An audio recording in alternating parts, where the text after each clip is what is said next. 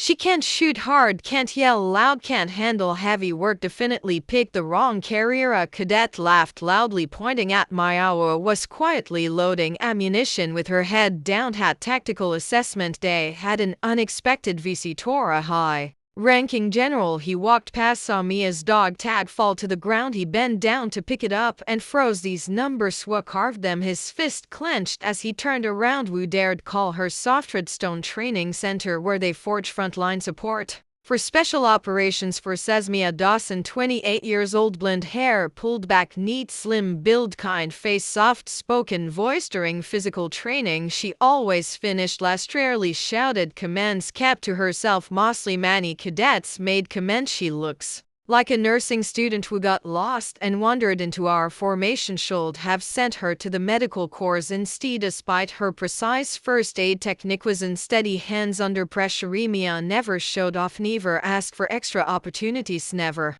demanded recognition. During breaks, she'd sit alone cleaning her gear and checking her medical supplies. Nobody paid attention to the old silver dog tag with its worn chain or the strange hand-carved numbers on the back. Training commander once asked her, "Have you ever been deployed before?" Mia simply answered, "Yes, sir," but it wasn't on the official recorder. Bunkmates whispered about her at night how she never complained during the hardest exercise shows. She treated injuries with unusual expertise. Seemed to know things that weren't taught in basic training, but they wrote it off as beginner's luck or maybe some EMT experience from civilian life. What bothered the most was how she never fought back against their comments, never defended herself, never tried to prove she belonged. She just absorbed every insult, every dismissive look, every eye roll. When she was assigned to their squad, the other cadets started calling her Ghost, not because she was stealthy, but because she seemed to drift through training like she wasn't really there during combat scenarios. She'd patch up wounded teammates with mechanical precision, but never celebrated successful missions or mourned failed ones. It was like she was going through the motions, waiting for something. The instructors noted her strange detachment in their reports, technically proficient but emotionally disconnected, or some psychological evaluation before deployment. What they didn't understand was that Mia wasn't disconnected, she was protecting herself and them from a truth that would change everything. To comment Act 1. Have you ever seen good people treated badly? Type so unfair. The comprehensive tactical assessment day arrived with an unexpected visitor. General Monroe joined Force Eastern Command. Mia was assigned to the final group handling rear support duties. Nobody cared about the quiet blonde girl with the medical kit while treating a cadet simulating battlefield injury. Her dog tag slipped from under her uniform and fell to the dirt. General Monroe was walking past the exercise area when sunlight reflected off the metal, catching his attention. He stopped, had been down to pick it up, and examined it closely. His face went pale. He read the hand-carved numbers aloud. 011-9 Becho point 1722. His voice dropped to a whisper. Who carved these numbers? The training ground went silent. Everyone stopped what they were doing. Mia stood up slowly. "I did, sir." General Monroe's hands were shaking slightly. "We're at Echo Point." She nodded. Once the entire field froze. He looked directly at the lead instructor. That operation only had 3 survivors, and one of them was the daughter of the medic who died shielding others from enemy fire. A male cadet gasped. "I've heard stories about that mission, but I thought the whole team was listed as missing in action." General Monroe kept staring at the dog tag. The official report was classified. Too many good people died. Too many families needed to believe their sons and daughters were heroes, not casualties of a failed intelligence operation. Looked up at Mia. "How old were you?" 23. "Sir." "Jesus Christ." He ran his hand through his gray hair. "You were barely out of advanced training." The lead instructor stepped forward, confusion clear on his face. "Sir, our file shows standard medical training, no combat deployments, no special operations background." General Monroe's voice hardened because Echo Point was Black Ops, deep insertion behind enemy lines, medical support for assets that officially didn't exist. He held up the dog tag. "These numbers represent grid coordinates where 17 soldiers died, the date when everything went wrong, and the mission designation that was supposed to be erased from history." A female cadet who had mocked Mia earlier whispered, "We've been making fun of someone who saved lives while We were still in Collegeath. General nodded grimly. When I reached the evacuation point, the medical station had been hit by mortar fire, but I was pulled from the wreckage by a young woman who refused to leave until everyone who could be saved was saved. His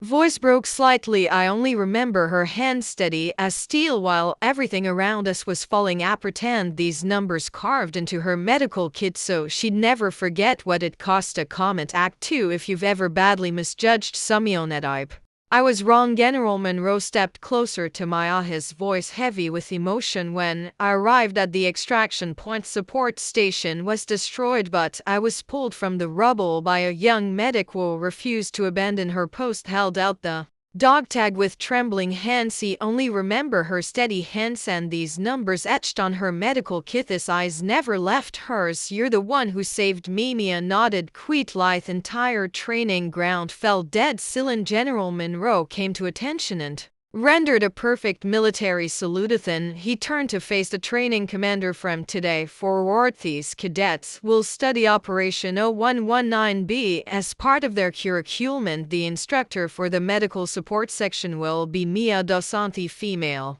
cadet who had laughed at her earlier, stepped forward, tears in her eyes. He made fun of you. I'm so sorry. Mia's response was gentle but firm. I'm not here for apologies. I'm here to make sure you can save the right people when it's your turn. Training commander was frantically pulling up classified databases on his tablet. Ma, I need to understand. Isn't any of this in your standard file? General Monroe answered for her because Echo Point was compartmentalized. Normal clearance levels. Families of the Kier deserve to believe their children died as heroes, not casualties of an intelligence failure. He looked around at the assembled cadets. What you need to understand is that Mia Dawson spent 72 hours behind enemy lines treating wounded soldiers while under constant fear. Performed field surgery in a bombed-out buildings, carried wounded men twice her size to safety. His voice grew stronger. And when the extraction went wrong, when the helicopters were shot down, when everything fell apart, she stayed. She kept working. She kept saving lives until the very last moment. A male cadet raised his hand, hesitant. Lisser, how many people did she save? 11. Confirmed, including myself. The numbers hit like a physical blow. 11 lives, 11 families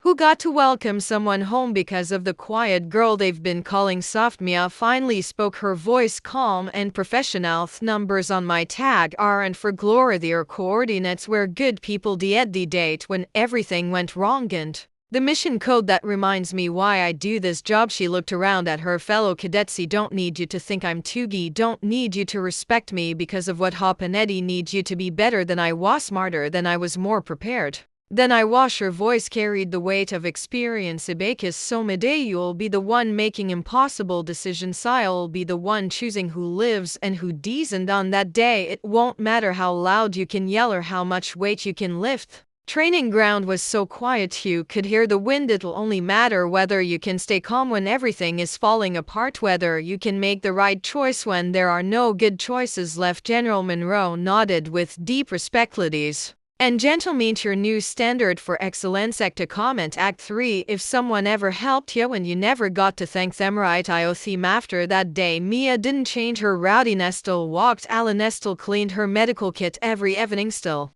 spoke softly and avoided attention, but every time she entered the training ground, everyone saluted. First, a photo of her dog tag with the hand-carved numbers 0119 was mounted in the main medical training facility. Not everyone who speaks loudly is worth listening to. Some heroes carry old dog tags and memories nobody knows about. On month, Latermia was selected to lead a new medical support team heading to active deployment. She carried only one note in her personal journal: being gentle isn't the same as being weak. It's how I choose not to become what once hurt me. Night before deployment, she gathered her new team around. Harry won't lie to you about what we might face out there. People will die. Good people you care about. Her voice was steady, but her eyes held depths of experience. Your job isn't to save everyone. Your job is to make sure that when someone can be saved, you don't hesitate, you don't freeze, you don't give up. She touched her dog tag through her uniform. These numbers remind me that Every life we save matters not because of glory or recognition, but because somewhere Simeon is waiting for them to come home. Mia, young medic, raised her hand. Ma'am, how do you stay so calm? Mia smiled sadly because panic never saved Anion. Anger never healed. Anion fear never brought anyone home. She looked at each of them. Strength isn't about being loud or tough or fearless. Real strength is being gentle in a world that's trying to make you hard, staying kind when everything around you is cruelly team deployed.